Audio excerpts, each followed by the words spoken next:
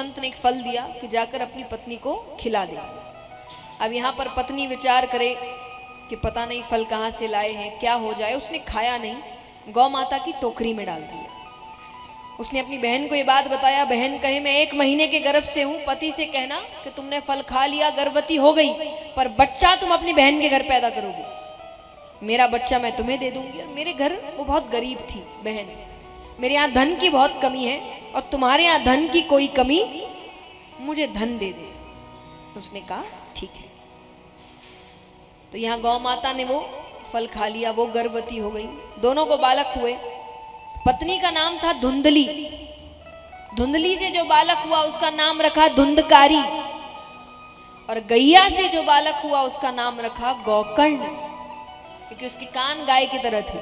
शरीर मनुष्य का है पर कान गाय के हैं। दोनों बच्चे यहाँ बड़े होते हैं। कुछ समय बाद गौकर्ण जी गुरुकुल चले गए, पिता वैराग्य ले लेते हैं। और यहाँ पर धुंधकारी सर्व अवगुण संपन्न, नहीं सुना हो तो फिर कहूं, सर्व अवगुण संपन्न। ऐसा कोई अवगुण नहीं जो उसमें झूठ बोलना, चोरी करना, नशा करना, वो सारे गलत काम करता। एक दिन नशा के लिए माता से धन मांगा, धन नहीं था। उसको इतना क्रोध आया, उस क्रोध में उसने अपनी माता को ही मार दिया। संगत गलत हो गई, उन संगत में रहकर राजा के खजाने में चोरी करी। संगत ने सोचा एक ना एक दिन तो पकड़े जाएंगे, तो एक रात्रि उसको बहुत मदिरा पान कराया और उसको जान से मारने की कोशिश कर रहे हैं।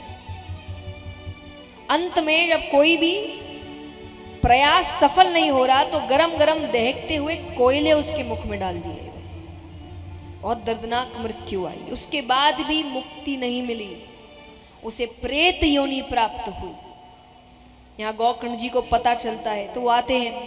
घर में जैसे ही प्रवेश कर रहे हैं, भाई के रोने की आवाज आती है। उसने कहा मुझे प्रेत योनि प्राप्त हुई है, मेरी मुक्ति के लिए कुछ करो। उसने कहा कल आना। गौकर्ण जी सूर्यनारायण भगवान को प्रसन्न करते हैं, उनसे पूछते हैं मुझे क्या करना चाहिए। उन्होंने कहा श्रीमद् भागवत कथा सप्ताह पारायण करिए। तो कथा होती है, कथा में बहुत लोग आए सुनने। 7 दिन की कथा हुई और 7वें दिन जो व्यक्ति 7 दिन पहले महापापी था, 7 दिन बाद उनको लेने भगवान का विमान आया।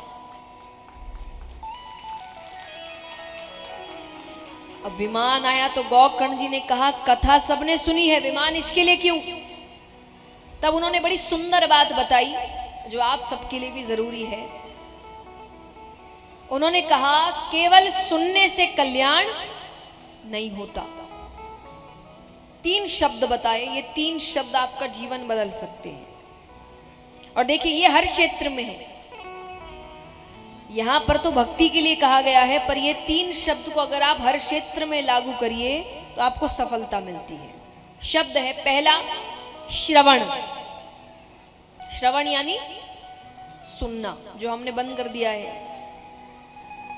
आजकल सबको बोलना पसंद है, सबको बोलना है, कोई भी सुनने को तैयार। मैं कथा में एक बात कहती हूँ कि समय ऐसा आ गया लोग खाए बिना रह जाए पर बोले बिना नहीं रहे। इतना जरूरी है बोलना, पर किसी की सुननी।